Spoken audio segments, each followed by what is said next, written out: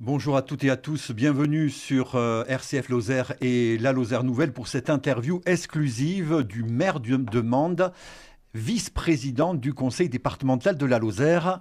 Laurent Suot, bonjour. Bonjour, Merci. merci pour votre accueil. Et merci d'avoir accepté notre invitation.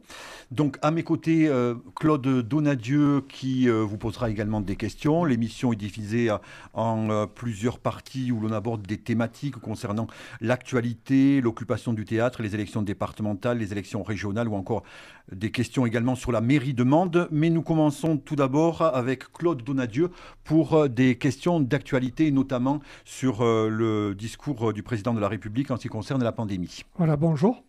Bonjour. Donc, le président de la République, comme dit Jean-Claude, est intervenu hier soir à la télé, sur les radios, pour indiquer que de nouvelles mesures ont été prises en ce qui concerne la pandémie. Et en accord avec la politique gouvernementale, la préfète a institué le masque obligatoire à Mende et dans toutes les villes de plus de 1000 habitants. 2000. Que vous inspirent ces mesures? Seront-elles efficaces à votre avis? Il faudra bien qu'à force, l'ensemble des mesures qui sont prises depuis un peu plus d'un an finissent par porter leurs fruits. Je crois que celle qui sera la plus évidente et celle qui nous aidera à sortir de cette pandémie, c'est effectivement la vaccination. Au-delà de ça, et en attendant que le maximum de Lozériens et de Français soient vaccinés, il faut bien effectivement prendre des mesures souvent de bon sens et ce qui a été proposé hier soir. Alors j'ai lu, entendu toutes les critiques qui sont faites. En même temps, il fallait bien prendre à bras le corps un peu cette problématique. On voit bien que, même ici en Lozère, pourtant un département où la distanciation est plutôt facile, donc on a du mal à rentrer. Enfin, on a plutôt beaucoup de monde qui sont de nouveau contaminés depuis 10-15 jours après la sortie des vacances de février. Alors, est-ce qu'il y a une causalité avec les gamins qui sont retournés à l'école? Pour moi, très certainement. Mais donc, il fallait prendre des mesures et je crois que la préfète en avait déjà pris un certain nombre la semaine dernière, donc avec le port du masque obligatoire dans les villes de plus de 2000 habitants. Et donc le président de la République donc, a reposé un certain nombre de dispositifs hier soir. Donc il nous oblige à réfléchir, à être très réactifs pour que mardi, pour les écoles, les crèches, on soit opérationnel. Et donc je sors à l'instant d'une réunion avec l'ensemble des maires et la préfète, l'ARS, le directeur de l'hôpital, donc justement pour la mise en place de ces nouvelles mesures. Est-ce qu'à votre connaissance, la Lozère aura assez de vaccins dans les jours qui viennent? Alors, c'est une vraie problématique depuis le début. On a une problématique du mois de décembre où on avait une proportion de Français majoritaires qui ne voulaient pas se faire vacciner. Et puis un inversement ou un retournement de situation autour de la mi-janvier, 20 janvier, où tout le monde depuis veut se faire vacciner, et donc avec une problématique de livraison et de vaccins. Alors en Lozère, il faut qu'on soit en même temps lucide et raisonnable par rapport à ce qui se passe, dans le sens où on a aujourd'hui, et ça nous a été encore confirmé cet après-midi, plus de 15% de la population qui a été vaccinée. Donc quand on regarde par rapport à la moyenne du reste du pays, on est plutôt dans le panier très haut. Dans le panier très haut, on doit être le deuxième peut-être département d'Occitanie et dans les 5 ou 6 premiers départements de France. Je pense que c'est la stratégie qui a été mise en place depuis l'hôpital, bien sûr avec l'ARS et bien sûr avec la préfète qui a coordonné cette vaccination. Et donc on a par exemple 1500 personnes sur un peu plus de 1600 de nos EHPAD qui sont vaccinées. Donc nos EHPAD, nos personnes qui sont dans les maisons de retraite, a priori ne risquent plus rien. Donc il y a eu même des ouvertures par rapport aux visites, des conditions de visite maintenant qui sont facilitées. On a quand même un pourcentage à plus de 50% de personnes de plus de 50 ans qui ont des soucis de santé, qui eux aussi sont vaccinés. Donc c'est sûr qu'il n'y a pas eu assez de vaccins dès le départ. C'est sûr qu'il n'y en a pas encore assez aujourd'hui. Mais ce qui nous est annoncé, et par exemple, on avait l'habitude depuis le début janvier d'avoir une dotation hebdomadaire de 1170 doses. Voilà, c'était à peu près le rythme, sauf quand une semaine on nous en a repiqué un peu parce qu'il y avait des départements qui étaient en fragilité, donc il y a eu quelques mouvements, mais globalement c'est ce qui nous est arrivé après la livraison de près de 5000 à fin décembre ou tout début janvier. Toutes les semaines on reçoit 1170 doses. Le directeur de l'hôpital nous a dit tout à l'heure que cette semaine ils avaient reçu quasiment 800 doses, quasiment 2800. Donc, il y a bien effectivement des vaccins qui arrivent. Et moi, en tant que maire de Mende, je le ressens bien depuis 3 semaines, un mois, où c'est plus facile pour inscrire des gens, puisque j'essaie de m'en occuper depuis le début.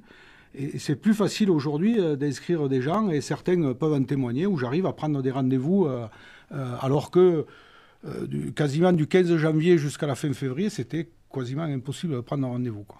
Donc la Lozère, finalement, est impactée, comme toute la France, finalement, avec ce manque de vaccins. Et pour la petite histoire, la France est le seul pays des 5 pays membres du Conseil de sécurité de l'ONU à ne pas avoir été fichu de fabriquer son propre vaccin. Ça vous inspire quoi ?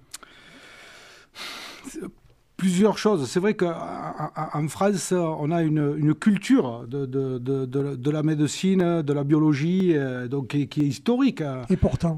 Et pourtant, aujourd'hui, on n'a pas réussi. Alors, je pense qu'on n'a pas réussi parce que du côté de certains laboratoires, il y a des chamailleries d'ego entre responsables de pôles de recherche. Ça, c'est la réalité, au moins pour un laboratoire. Et je pense que pour notre laboratoire, il y a eu, à mon avis, une erreur de stratégie dès le départ. On cherche d'un certain côté et finalement, ce n'était pas le bon côté. Et donc, on s'enferme, on perd du temps jusqu'à constater que l'option qu'on a prise n'est pas la bonne. Et donc, c'est trop tard pour faire machine arrière. Pendant ce temps, d'autres ont avancé. Je pense qu'on a fait une erreur de stratégie, moi, plutôt au niveau européen, à 2 niveaux. La première, c'est que quand vous voyez que Pfizer va s'allier... vous voyez que j'arrive à le prononcer comme il faut, le nom de Pfizer. Quand Pfizer va s'allier avec l'allemand BioNTech, en fait, c'est les Européens qui auraient dû s'allier avec BioNTech. Tout à fait. C'est Sanofi qui aurait dû s'allier. Tout à fait. Voilà, donc là, on a fait une erreur de stratégie un peu historique. Ça montre bien le dysfonctionnement de l'Europe à un moment donné. Alors, oui et non. La deuxième erreur peut-être qui a été faite, et en même temps, moi je trouve que c'était quand même une super idée, c'est de dire l'Europe manage pour l'Europe l'achat de vaccins et la distribution. Ça, c'est le principe européen. Sauf que l'Europe, sur les problématiques de santé, c'est pas sa compétence première. Donc peut-être là, il y a eu une erreur de stratégie, mais si on avait laissé faire à chacun des pays, on se serait retrouvé peut-être avec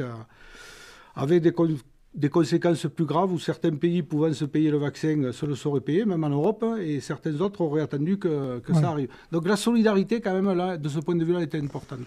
La solidarité, elle a été en Europe, mais elle n'est pas au niveau mondial. On voit bien quand même que tous les continents qui sont les plus pauvres, les plus sous-développés, sont ceux qui vont passer en dernier. Vous avez vu les Anglais qui ont dit on se vaccine d'abord et ceux qui nous resteront le donneront. C'est finalement chacun pour soi. Oui. Alors en ce qui concerne la vaccination, vous êtes vacciné, vous, Laurencio, vous avez eu votre 2e dose ? Oui, mais il y a déjà, ça devait être autour du 10 février. Moi j'ai eu la première dose, je crois le 18 janvier, la 2e dose le 10 février. Alors, je me suis déjà expliqué largement sur la polémique que certains tentent de créer, dont le député Morel, dont j'ai vu les propos, j'ai entendu les propos, je le trouve quand même largement excessif, dans le sens où quand on n'a pas le cul propre soi-même, on ne va pas critiquer les autres. Mais c'est récurrent chez lui. Il y a 2 ou 3 ans, il m'avait déjà taquiné sur un certain nombre de sujets. Je ne l'avais pas entendu depuis 2 ou 3 ans. Dans le même temps, il va s'afficher avec le député Collard. Donc, il ne sait pas trop bien où se positionner. Dans le même temps, moi, depuis que je suis maire, depuis le 10 mai 2016, ça fera bientôt 5 ans, il est peut-être venu me voir 10 fois, ou il m'a accosté 10 fois, pour me dire il faut qu'on mange ensemble, donc, parce qu'il voulait peut-être essayer de déstabiliser la majorité départementale. Si vous voulez, on en parlera tout à l'heure. Mais c'est Morel, c'est un personnage quand même qui est atypique, qui est curieux, qui pose question dans le paysage départemental. Alors oui, moi je me suis fait vacciner, je l'ai revendiqué, parce qu'on était dans une période à la fin décembre, début janvier, où justement il y avait une appréhension par rapport à la question du vaccinement. Et donc il m'a semblé que c'était important d'envoyer un message qu'un élu de proximité comme je suis, moi je suis maire de Mende, je suis toujours dans les rues, tous les jours dans les rues de la ville, et donc je rencontre beaucoup de gens, et donc il m'a semblé important que le maire de Mende puisse donner un message fort en disant voilà, je me fais vacciner parce que je pense qu'il faut montrer l'exemple et qu'il faut dire à la population, faites-vous vacciner, c'est le seul moyen de se sortir de cette satanée crise. Dans le même temps, je note qu'à Lozère, il y a d'autres personnages importants qui, eux aussi, ont bénéficié de vaccins et qui ne rentraient pas du tout dans le cadre du dispositif. Personne n'a rien dit. Alors lesquels ? Je note, je ne vais pas donner de nom, je note qu'au niveau national, Véran, il se fait vacciner. Ok, il est tout bib, mais il n'exerce pas, il est ministre. Oui, mais c'est le premier... mais personne ne dit rien. Le ministre de la Santé. Personne n'a critiqué. Castex, qui veut montrer l'exemple lui aussi avec l'AstraZeneca, personne ne dit rien. Le maire de Mende, on lui tombe sur le rab. Depuis 3 mois, on lui tombe dessus parce que j'aurais fait un crime de lèse-majesté, parce que j'aurais utilisé mon pouvoir. Non, je redis, et c'est là où, quand Morel il dit que de temps en temps il prend des baffes, ben là moi je prends une baffe parce que sincèrement, j'ai pas fait ça pour utiliser un passe-droit parce que j'étais maire de Mende ou quoi que ce soit. J'ai fait ça parce que je voulais montrer l'exemple. Je me suis fait vacciner parce qu'il me semblait important à ce moment-là, fin décembre, début janvier, qu'on puisse dire aux gens, faites-vous vacciner. C'est essentiel si on veut sortir de cette crise. J'ai demandé, moi, fin décembre, quand on a su que des vaccins allaient arriver, j'ai demandé je manage directement, en tant que président du CIS, la résidence pour personnes âgées de Piencourt. J'ai demandé à son directeur de faire le sondage, d'aller voir les gens. Le directeur, Romain Vidal, il est apprécié par les gens dans la résidence. Les gens l'apprécient. Donc je lui ai dit, va voir les résidents et conseille-leur, essaye de voir qui c'est qui veut se faire vacciner, parce qu'il fallait en passer par là, à ce moment-là. Et donc il va consulter les gens, 30%. 30% de population, fin décembre, favorable. On refait un tour début janvier, au moment où les premiers vaccins arrivent à l'hôpital, on arrive à 50% de personnes, donc de la résidence, qui voulaient se faire vacciner.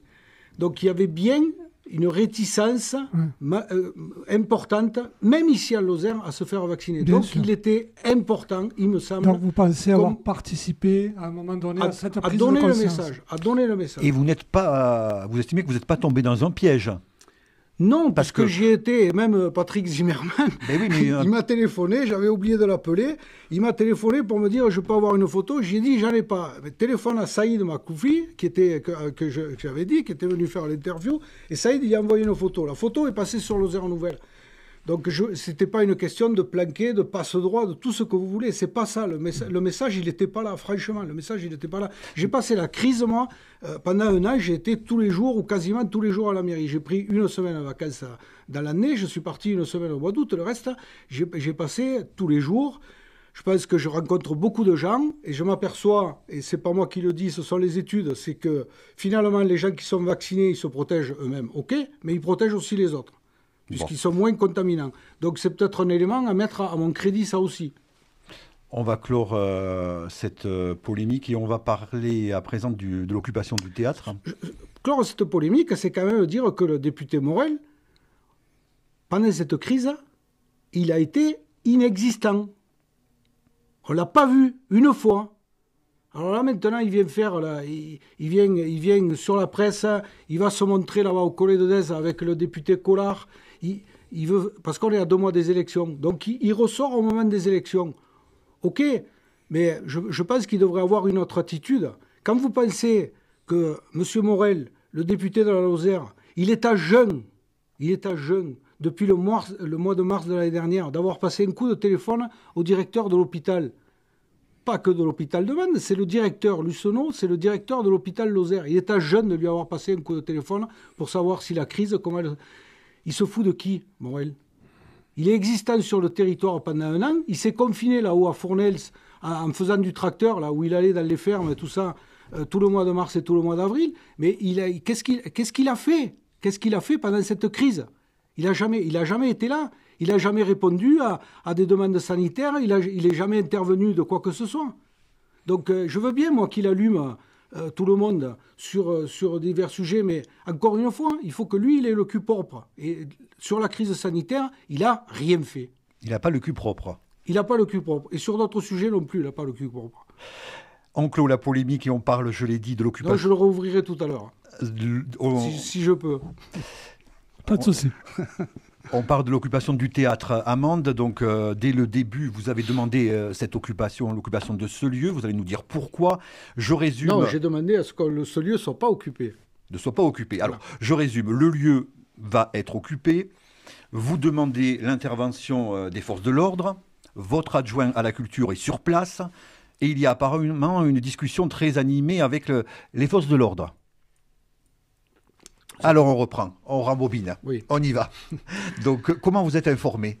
En fait, la culture, je crois que c'est dans notre nature à la mairie de Mende depuis longtemps. Tout le monde le reconnaît. D'ailleurs, quand j'ai été parler avec les gens qui occupent le théâtre ou qui habitent le théâtre, comme ils disent, parce que le terme occupation est peut-être mal choisi. Enfin.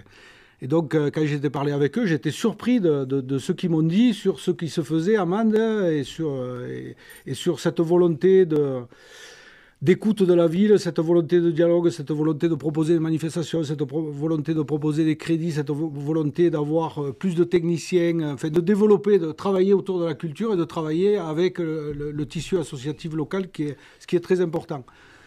Donc, j'ai été à la première manifestation pour montrer ma solidarité. La première manifestation qui avait été organisée donc depuis le théâtre jusqu'à la place Urbain 5, donc il y avait un sitting sur la place Urbain 5.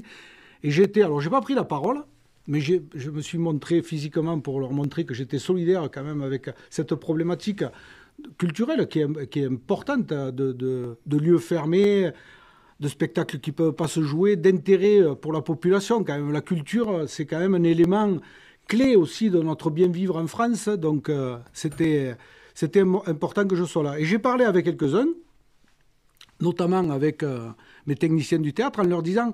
Proposez-moi des actions, proposez-moi des choses qu'on pourrait faire pour marquer le fait qu'effectivement vous souffrez de fermeture, vous souffrez de ne pas pouvoir vous exprimer, et en même temps nous on souffre parce qu'on ne peut pas participer à des spectacles et qu'on ne peut pas prendre du plaisir à venir sur des spectacles.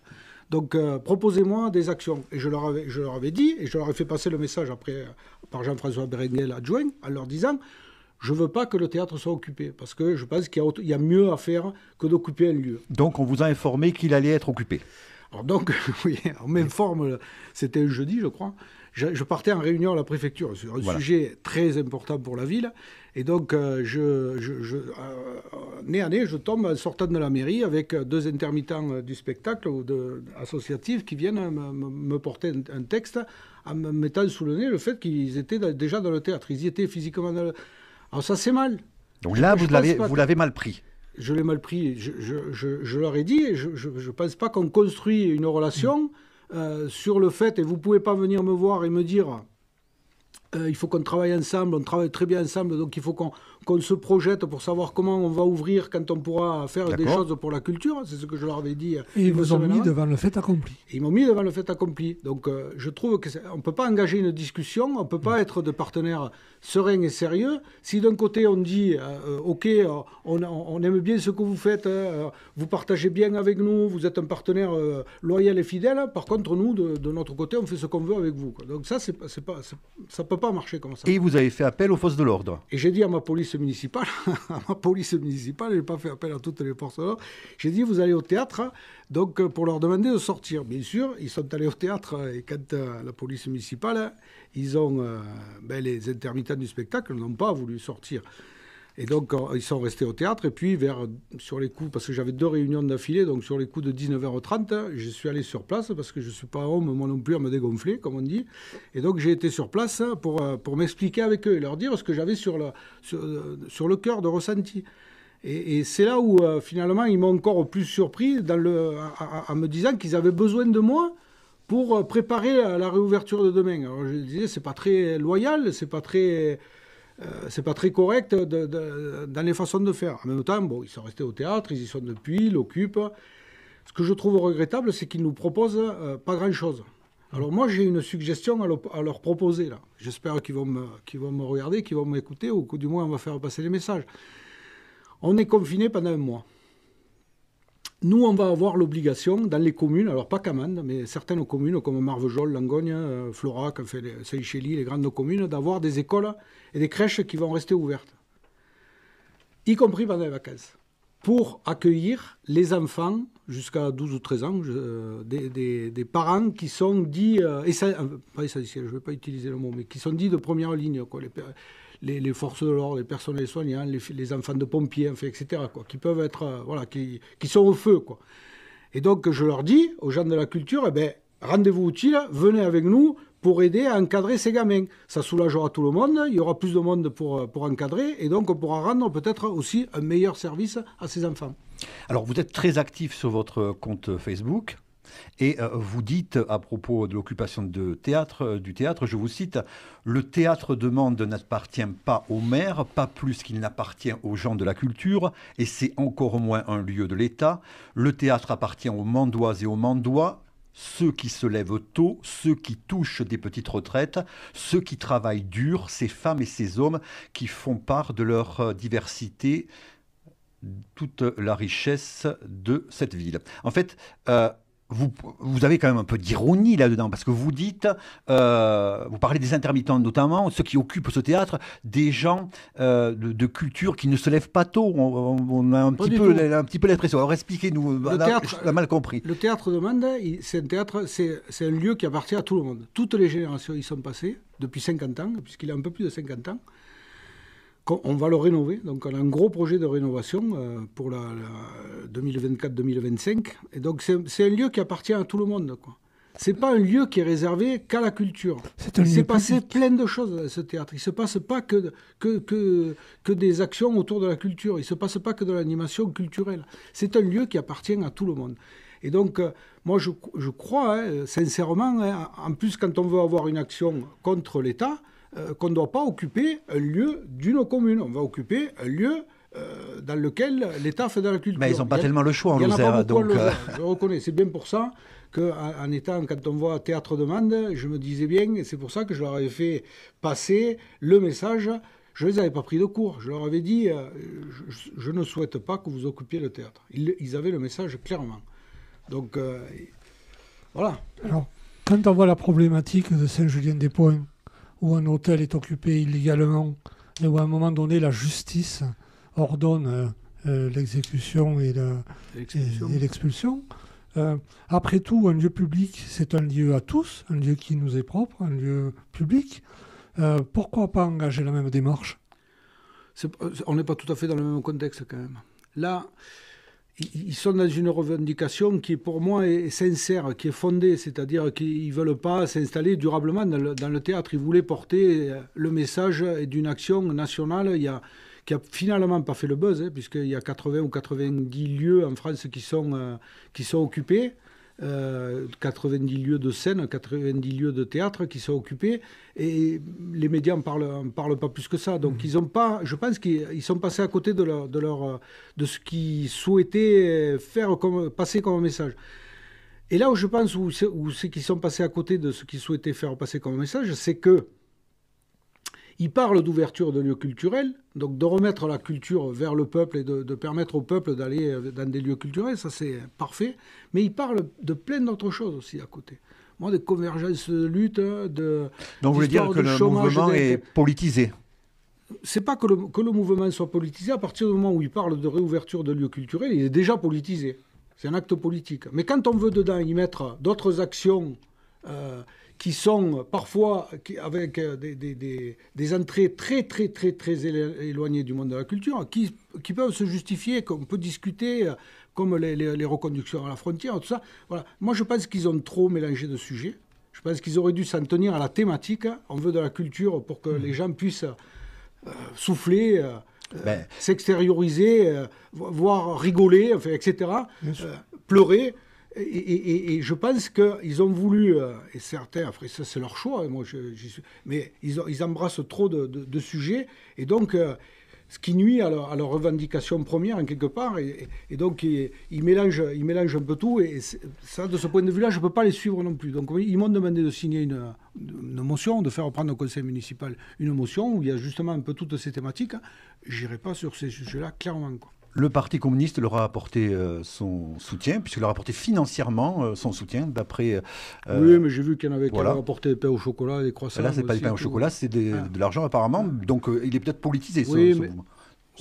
Peut-être, oui, mais le fait qu'on parle de culture et qu'on veuille rouvrir des lieux culturels dans un contexte de crise sanitaire, on est quand même dans la politique. C'est bien l'action de la cité. On est clairement dans la politique. Après, certains l'utilisent, certains en font de la démagogie derrière, le député en premier, parce que pour lui, là, il n'y a pas de sujet. Ils peuvent l'occuper, si j'ai bien compris dans ce qu'il dit, ils peuvent l'occuper le lieu tant qu'ils veulent. Ça ne le dérange pas, ça. Ça ne le dérange pas. Voilà. Nous poursuivons avec les élections départementales et les élections régionales. Elles sont prévues le 13 et le 20 juin. Le gouvernement propose, vous le savez, un vote au Parlement pour trancher sur le report ou pas de ces élections. Jean Castex s'est exprimé. Il dit que certainement elles auront lieu. Donc, votre avis, vous, il ne faut pas les reporter? Il faut les laisser à ces dates-là? Moi, je ferai... Vous ferez ce qu'on me dira de faire. Ce qu'on vous dira de faire. En tant que maire, on organisera déjà les deux. On a déjà réfléchi pour savoir comment on organisait nos bureaux de vote, parce que organiser 2 scrutins le même jour, 2 scrutins différents, donc ça, c'est déjà départemental fait, et régional, mais ça demande quand même une certaine organisation, donc on a déjà réfléchi à ça. Si c'est le 13 et le 20 juin, eh bien, on fera le 13 et le 20 juin. Si c'est au mois de septembre, eh bien, on s'organisera pour le mois de septembre. Si c'est en 2022, donc à l'automne 2022, eh bien, on s'organisera à l'automne 2022. Sauf que je déplorerai qu'on devra passer 2, 4, 6 week-ends en 2022 à organiser des élections et que les gens seront aussi mobilisés en 2022 6 fois pour aller voter. Donc peut-être mieux de le faire en 2021. Alors vous êtes conseiller départemental élu du canton de Mont-de-Nord avec votre binôme Régine Bourgade, qui est également votre première adjointe à la mairie de Mende. Est-ce que vous allez vous présenter à nouveau? Parce qu'on approche, il faut qu'on le sache. Et avec Régine Bourgade, peut-être, est-ce que vous en parlez? Pour vous, là vous savez tout.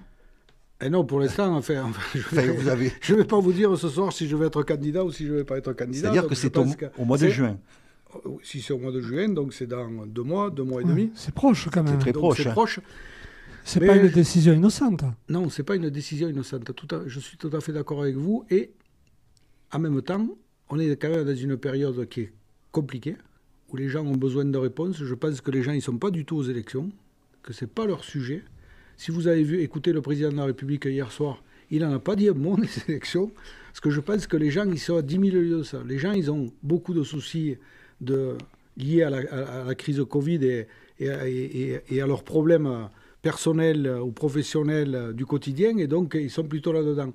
Donc il ne faut pas lancer les élections trop tôt, je pense que ça serait une erreur. J'ai vu que le député Morel, il était président à la présidence, il était candidat à la présidence du conseil départemental. Et il se sent fort. J'ai vu qu'il voulait fédérer toute la droite alors qu'il n'a pas de copain. Je sais pas. Là, ça a le mérite de la clarté, vous, quand même. Non. Alors, si vous écoutez, entre ce que vous écoutez, ce qu'il a dit l'autre jour, parce que je l'ai écouté, et ce que vous avez écrit dans le journal, il y a des petites nuances quand même. Il a dit si je suis candidat. Pour l'instant, il n'a pas dit où il allait, il n'a pas dit qu'il serait candidat. Il sera candidat dans un canton, mais on ne sait pas lequel. Ah, moi, je n'ai pas entendu ça dans ce qu'il dit. Mais il faut qu'il retrouve un ancrage local. Il ne parle plus aux Lozériens. Mais vous, monsieur Ciot, quand même, ne nous dites pas qu'à 2 mois des élections, vous n'avez pas votre petite idée sur le fait que vous représentiez et avec qui. Pour l'instant, on travaille.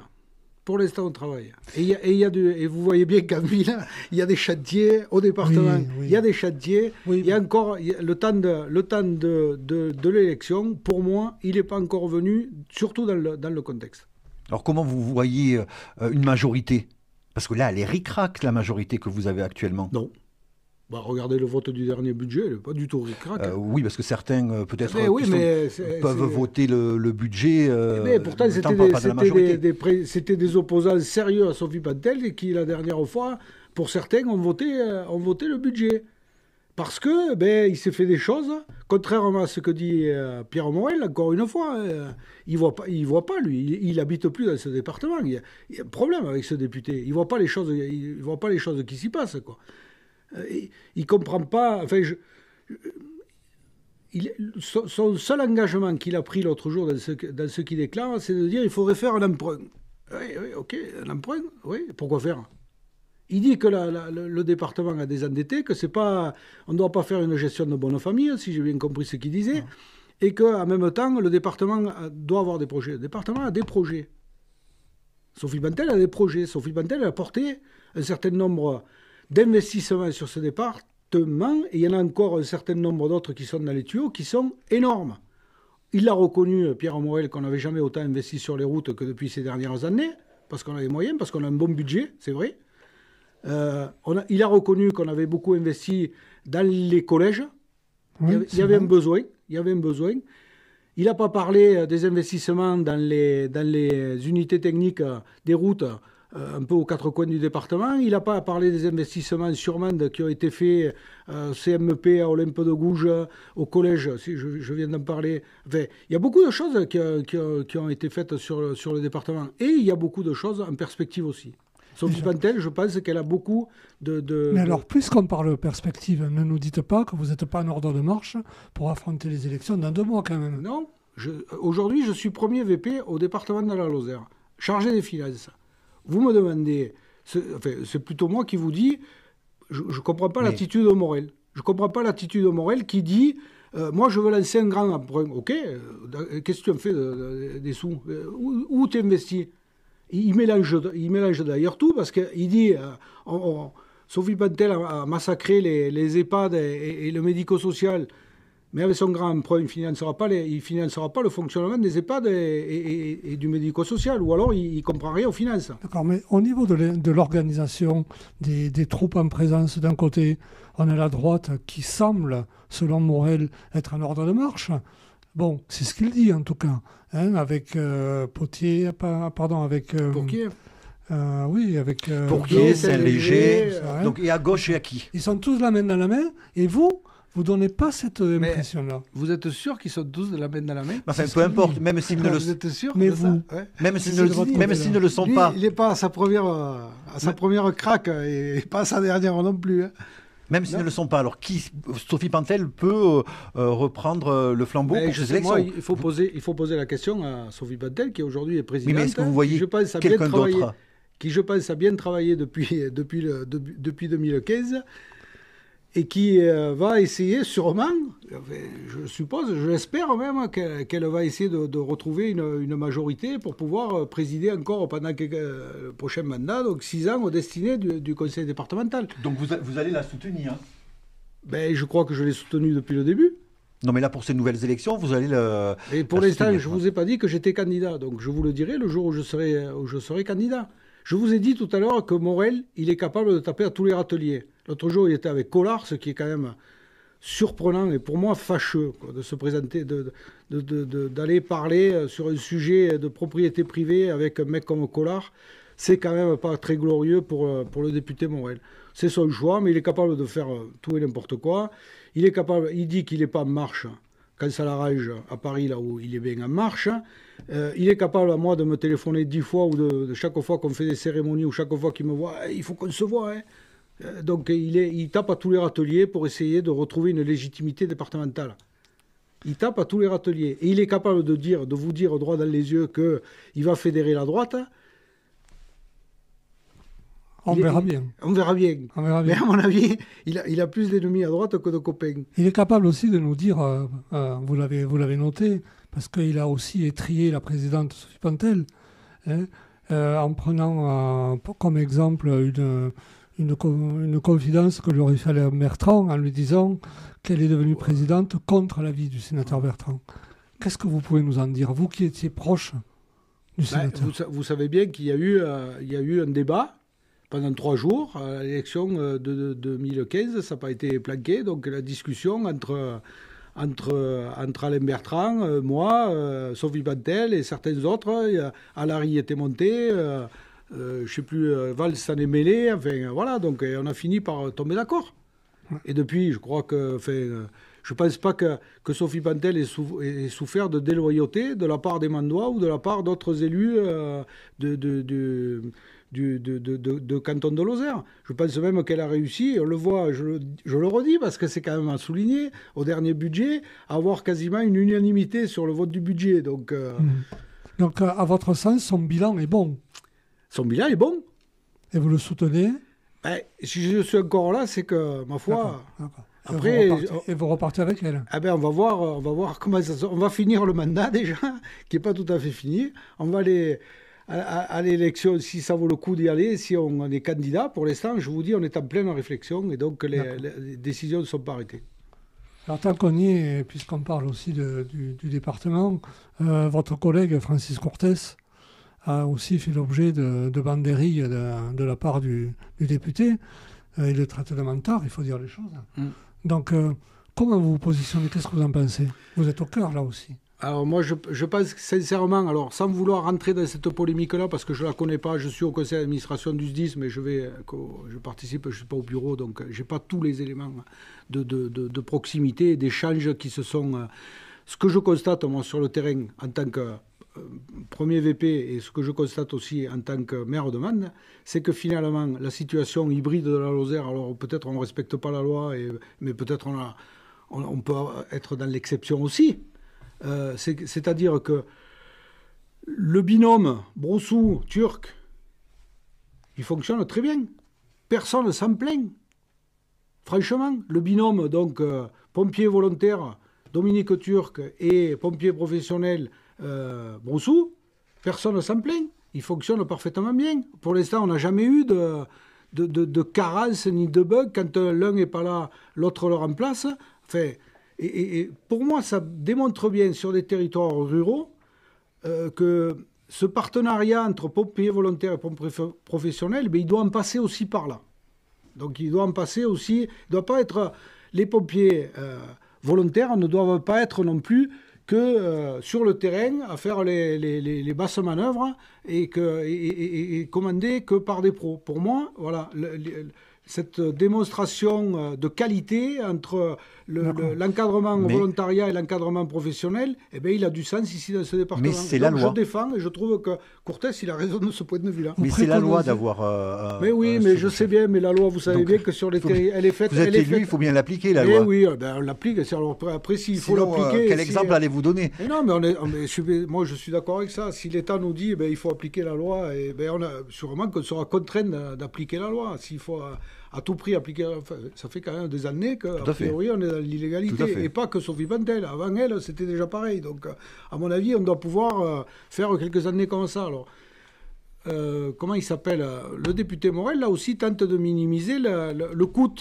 En parlant de 80 000 euros. Ouais.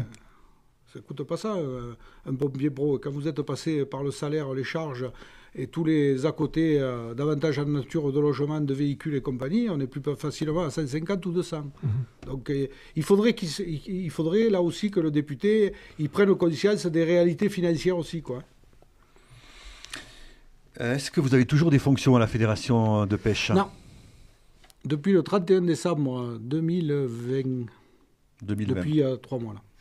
Parce que je leur avais dit, en fait, à la Fédération de pêche, donc, quand j'ai été élu maire, en fait, par principe, quand j'ai été élu en 2008, j'avais dit à Alain Bertrand, je veux bien venir à la mairie, mais je baisse mon activité à la Fédération de pêche. J'aurai une indemnité à la mairie, donc c'est normal que je peux baisser mon activité pour y consacrer du temps aussi pour la mairie. Donc j'avais baissé mon activité à 80%. Quand j'ai été élu en 2016 maire, j'ai baissé mon activité à 10%. Parce qu'à la Fédération de pêche, Alain Bertrand, et même là-bas dans les bureaux, il m'avait dit, il faut quand même que tu gardes un ancrage, c'est bien que tu sois là. Et en fait, je me disais aussi, si je vais être élu, je suis élu maire, mais si en 2020, aux élections, je ne me présente pas ou je perds les élections, je retourne à la Fédération de pêche. Donc ça me permettait, ces 10%, de garder le lien, comme on dit. Et de garder l'argent aussi. Parce que vous étiez rémunéré oui, en plus. Bien sûr, donc, bien sûr. Oui. Mais là, j'ai décidé, je leur avais dit, donc, après les élections municipales, je leur avais dit que si j'étais réélu, j'arrêterais la Fédération de pêche. Alors effectivement, on a mis 6 ou 7 mois à trouver le cadre. Enfin, moi, j'ai démissionné de la Fédération de pêche pour pouvoir m'occuper pleinement de mes fonctions électives, qui m'accaparent quand même. Parce que là, on pourrait revenir aussi sur l'activité de Morel, si vous voulez, une minute. Là, c'est marrant quand même. Allez, une minute sur ces activités parlementaires. Quand il déclare 80 000 km par an, en étant 4 jours à Paris, parce que c'est pas moi qui le dis, hein, c'est repris dans le journal, c'est lui qui le dit. Il est du lundi au jeudi à Paris. Et puis toutes les semaines, il n'a jamais de congé, ce mec. Hein, il bosse comme une brute. Hein. Donc ça lui reste 3 jours en Lozère. Faites diviser 80 000 km par 3 jours. Et par 70 km à l'heure. 70 km à l'heure, pour tenir une moyenne de 70 km à l'heure en Lozère, il faut déjà catcher, comme on dit. Hein. Il doit de temps en temps prendre des PV. Faites la moyenne, vous allez voir combien ça fait d'heures par jour. Je vous invite à le faire. J'invite les auditeurs aussi à faire la moyenne. Ils nous racontent que des cracks, et depuis longtemps. On va parler de votre casquette de premier magistrat de la commune de Mende. Comment vous qualifiez vos relations avec votre opposition municipale, avec Philippe Pouget, Emmanuel Soulier? Comment ça se passe? On suit au travers des articles dans Lozère Nouvelle de Patrick Biancone, on voit que c'est assez. Vous avez des opposants qui ont du peps quand même. Ils sont peu nombreux et vous êtes assez virulent avec eux. Hein. Avec moi aussi. Hein. Ils le sont aussi, mais ils sont minoritaires, donc on peut le comprendre. Oh, oui, mais après, il y a des façons de faire, de dire. Je pense qu'ils ont mal apprécié la situation de la ville dès qu'ils ont voulu se lancer dans le grand bain, comme on dit. Donc en 2019, quand ils ont décidé de constituer une liste, je pense qu'ils ont mal apprécié. Ils sont partis dans l'idée que la ville était au fond du trou, qu'elle n'avait plus un rond, qu'on ne pouvait plus rien faire, qu'on était largement déficitaire, et ils se sont lourdement trompés. Ils ont colporté ça jusqu'à très récemment. Et donc, c'est plutôt agaçant d'avoir en face des gens qui le reconnaissent d'ailleurs, qui arrivent dans le milieu, qui reconnaissent le fait qu'effectivement, il leur manque encore des données. Mais moi, je suis désolé, mais quand je ne connais pas le sujet, j'en parle pas, quoi. Ou je m'informe avant, ou je prends des renseignements. Et donc, ils ont quand même tapé lourdement sur cette question-là pour essayer d'emporter l'élection en faisant croire aux Mandois. Moi, j'en appelle à la responsabilité de tout le monde. On est élu, donc on ne doit pas colporter des messages qu'on fasse à la politique, qu'on dise, moi, mon projet c'est celui-là, le tien il n'est pas bon, et je ferai comme ça ou comme ça, mais on ne doit pas raconter n'importe quoi aux Mandois. Et je pense que c'est ce qu'ils ont fait. Je le regrette, sincèrement, je le regrette, parce que la situation de la ville, elle est saine. Et l'autre jour, c'est même Pouget qui a voulu que je fasse venir au conseil municipal le trésorier public, donc qui est notre juge de paix, hein, donc pour présenter au compte de gestion. Donc je l'ai fait venir, il a posé des questions, et il a compris que sur les comptes, il n'y avait rien à dire. Il n'y avait pas de loup. Non, il n'y a pas de loup. Et c'est regrettable. Et l'ancienne opposition, elle était sur la même thématique. Ils ont repris le même sujet. C'est regrettable quand même de ne pas vouloir dire, d'être sincère. On doit faire de la politique. À des moments, on doit être aussi sincère. On doit dire ce qui se passe. Quand ça ne va pas bien, il faut le dire. Mais quand ça va bien, si on ne le dit pas, on ne ment pas. On ne raconte pas n'importe quoi. Vous ne citez plus Jean-Jacques Delmas lors des réunions? Si. Emmanuel Soulier vous a déjà demandé de ne pas le faire. Si, ça ne me dérange pas, parce que je me revendique, avec Alain Bertrand, on se revendiquait de la lignée. Si Alain Bertrand est élu à Mende, donc il ne s'en cachait pas, hein, c'est bien parce qu'il y a un deal qui a été trouvé avec Jean-Jacques Delmas, autour de Régine Bourgade, autour de Claude Bouquet, autour de Jeannot Hiller. Et donc ce deal, moi, je m'en revendique. Et il a trahi sa famille, Jean-Jacques Delmas? Sa famille à droite, hein, à votre avis? Pas du tout. Non, je pense qu'il a pris le meilleur pour Mende. En fait, quand on fait de la politique, il faut avoir un projet. Il faut avoir une vision, il faut avoir une ambition. Si on n'a pas ça, il ne faut pas faire de la politique. Alors après, il ne faut pas faire n'importe quoi, il ne faut pas faire, surtout en termes d'investissement ou de dépenses publiques, hein, parce qu'on a des moyens qui sont limités. Mais il faut avoir un projet, une vision. Je pense que Delmas avait compris en 2008 que celui qui avait la vision pour la ville, c'est Bertrand.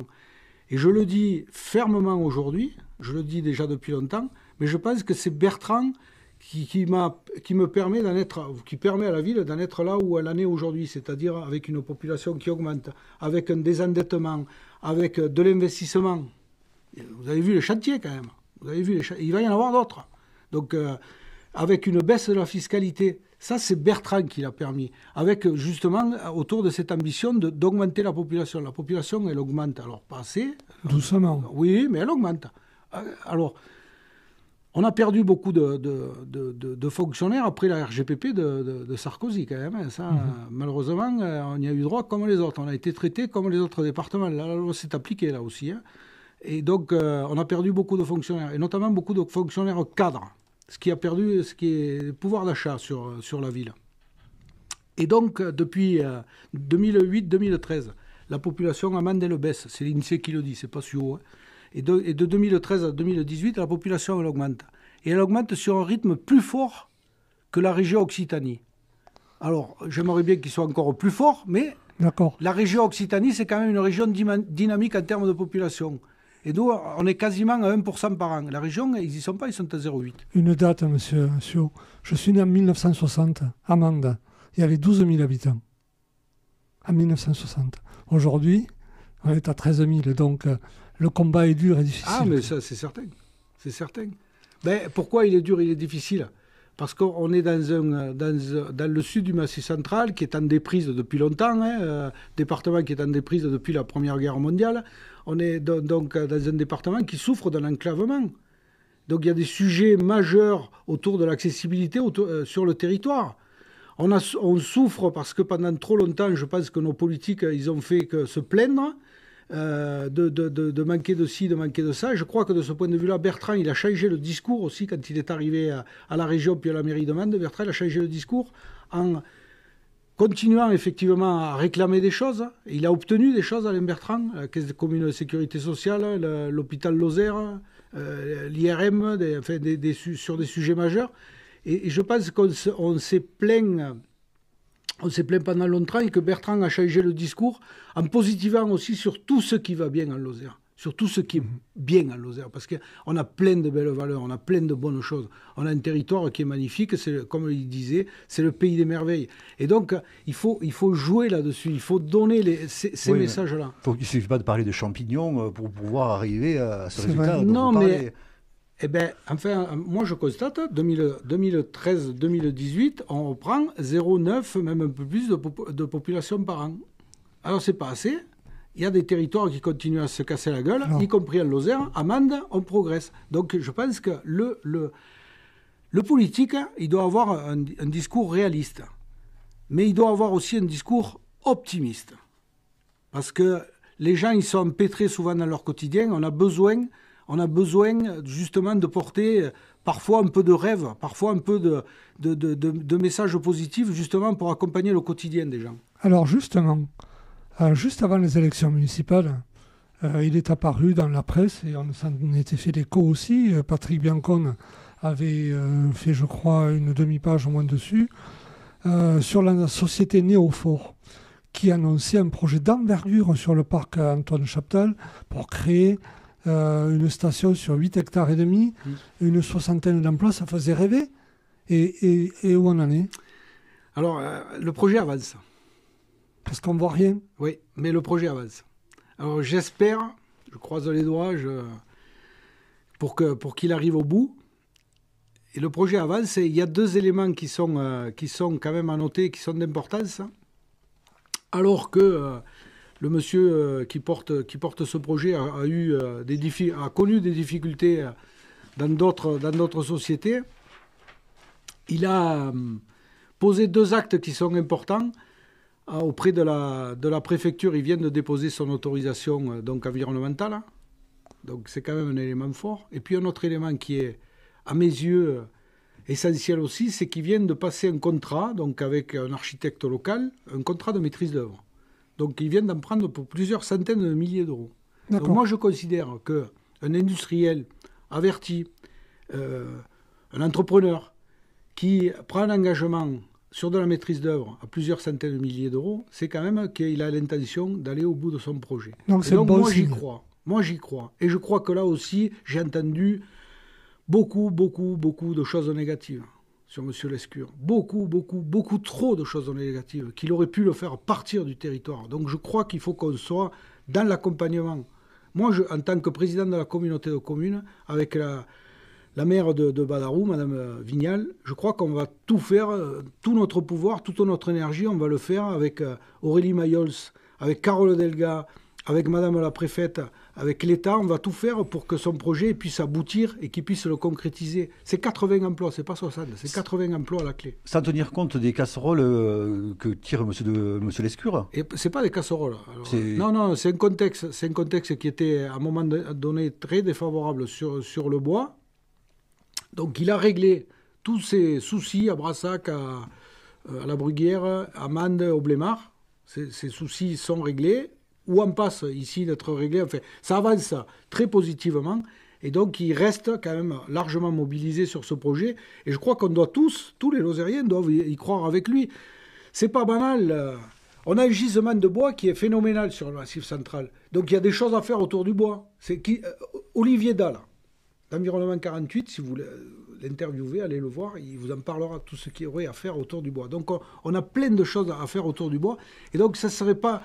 C'est normal une grosse unité de retraitement de bois, en plus avec de la valeur ajoutée, là, ils ne fabriquent pas des dés de palette, là. Ils déroulent du bois pour faire des lamellés collés d'utilisation courante. Donc il y a de la plus-value derrière. Donc c'est une belle... Franchement, s'il arrive au bout, et il faut essayer de l'accompagner pour qu'il arrive au bout. Monsieur Sureau sera très heureux de l'accueillir et de voir cette nouvelle activité sur le Cosdoge. Mais c'est un père à eux, là-haut. Quand c'est le Mandois qui habite en Margeride et qui se paye des grumiers les matins et les soirs sur le département jusqu'au Chastel, qu'est-ce qu'il faut faire sur cette route? Il faut finir le travail. On est malheureux, quoi. Il faut finir le travail qui avait été démarré en 93 au SIAT, avec quand Balladur était venu sur la 88. Ouais. Et donc on se bagarre. Et là, je crois qu'on est tous d'accord pour essayer de faire avancer cette 88 à 2 fois 2 voies. Et donc, pour enclencher dans le cadre du CPER, du contrat de plan État-région, là, qui est en train de se discuter, pour enclencher le contournement de Langogne, parce qu'il est déjà dans les tuyaux depuis quelque temps, donc il va falloir quand même accélérer, et puis reprendre, parce qu'il y a des phases d'études qui sont essentielles, enfin incontournables, reprendre les études. Alors moi je plaide entre Mende et la 75. Si on veut développer le cœur de la Lozère, si on veut développer la Lozère, ça passe par le rapprochement de Mende de la 75. Ça passe par là. Ce n'est pas l'aménagement en place de la 88, par quelques aménagements de sécurité, qui nous aidera. On n'a pas de train, on n'a pas d'avion, on n'a pas de bateau. On n'en aura pas, a priori, pendant longtemps. Et donc, on a le droit d'avoir une infrastructure routière de qualité qui desserve tout le département. La 88, c'est ça. Et en même temps, il faut investir aussi sur la 106. Parce que la 806, là, maintenant qui appartient au département, c'est le contournement est. Et donc ça, c'est une partie aussi de l'autoroute derrière. Quand on passera derrière le stade du Cosdoge, on sera sur la 88 à 2 fois 2 voies. Et dans le cadre de cet aménagement, il y a bien sûr la redescente sur Mende avec la 806 et le raccordement au viaduc de Rio Cross, comme on est en train de faire la Rocade Ouest. Un dernier mot, vous vouliez aborder l'association des maires dont le président est jusqu'à présent Jacques Blanc.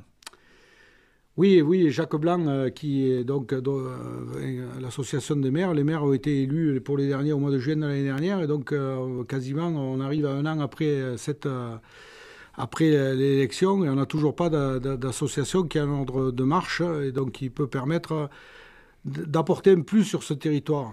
L'association des maires, c'est un outil au service de tous les maires. Et donc là, à mon avis, il ne faut pas faire de politique, il faut dépasser les clivages justement politiques pour essayer d'être rassembleur et de fédérer tout le monde. Jacques Blanc, je comprends qu'il ait du mal à passer la main, hein. C'est son truc depuis 40 ou 45 ans qu'il y est, donc je peux comprendre, c'est son dernier maillon qui le relie un peu aux élus et puis à Madame la préfète. Pour autant, le conseil d'administration est élu, donc il suffit simplement de réunir le conseil d'administration et de faire une élection. Donc je pense qu'il y a à faire. Je suis sollicité, pour rien vous cacher là aussi, de toutes parts. Pour être le président de cette association. Pour porter cette association, parce que j'ai quelques idées pour cette association. pour aller plus loin sur un certain nombre de domaines. Et je pense qu'on pourra en reparler peut-être une prochaine fois, mais c'est un outil, l'association des maires. C'est un outil où il faut dépasser les querelles politiques pour essayer de fédérer, pour essayer de rendre service à tout le monde. Je crois que c'est un outil de territoire. Donc il faut aller sur les territoires. Il faut aller à la rencontre des maires, mais au plus près des maires. Et ça, pour l'instant, ce n'était pas fait, clairement. Donc si je suis candidat là aussi, je vous le dirai. Voilà. Et si je suis candidat, voilà, je porterai quand même un certain nombre de messages. Parce qu'on a un certain nombre de sujets très sérieux en Lozère, sur l'hyper-ruralité, comme disait le sénateur Bertrand. Mais il y a des sujets qui sont connexes autour du désenclavement, il y a des sujets qui sont connexes autour de l'école. Vous avez vu les dernières, donc 6 classes fermées à la rentrée 2021. Donc il y a un certain nombre de sujets que doit se saisir l'association. Et vous êtes sollicité par qui ? Je suis sollicité de droite comme de gauche. De droite comme de gauche. Oui. Vous avez peut-être plus de chances d'être élu président, puisque la majorité des maires sont à gauche à Lozère. Non, des grands électeurs, on va dire des grands électeurs pour l'instant. l'instant. Non, mais là c'est un conseil d'administration. C'est un conseil d'administration, donc, qui a proposé une élection avec une liste qui a été proposée par Jacques Blanc, qui était assez équilibrée. Enfin, Et ça vous fera du travail supplémentaire si vous êtes élu de cette association. Il y a des sujets intéressants, quoi. Il y a des sujets à porter, autour du développement du territoire, aussi des questions de rencontres simplement d'élus aussi qui ne se rencontrent pas assez, ils le disent d'ailleurs, et qui sont souvent seuls. Et donc il y a matière à aller sur le terrain. Et pas, là encore une fois, il ne faut pas que tout se passe à Mende, quoi. Il faut aller aussi aux 4 coins du département, aller à la rencontre des gens pour prendre conscience aussi de leurs difficultés, de leurs problématiques, et essayer de les accompagner pour les régler. Donc c'est un appel à la gouvernance et à Jacques Blanc pour dire... faut réuni au conseil d'administration. Passer la main. Mais il ne peut plus, lui. Il ne peut plus l'être. Il faut que forcément, c'est un maire qui doit être président de l'association des maires.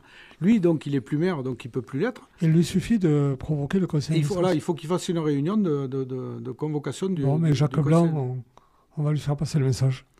Il le sait, il m'appelle régulièrement, lui aussi, parce qu'il sent bien que je suis sollicité. Donc, Et Pierre Morel et son poulain. Non, Pierre Morel ne peut pas être... non, il ne peut pas l'être, mais enfin bon, avec Jacques Blanc, c'est Jacques Blanc qui l'a poussé en politique.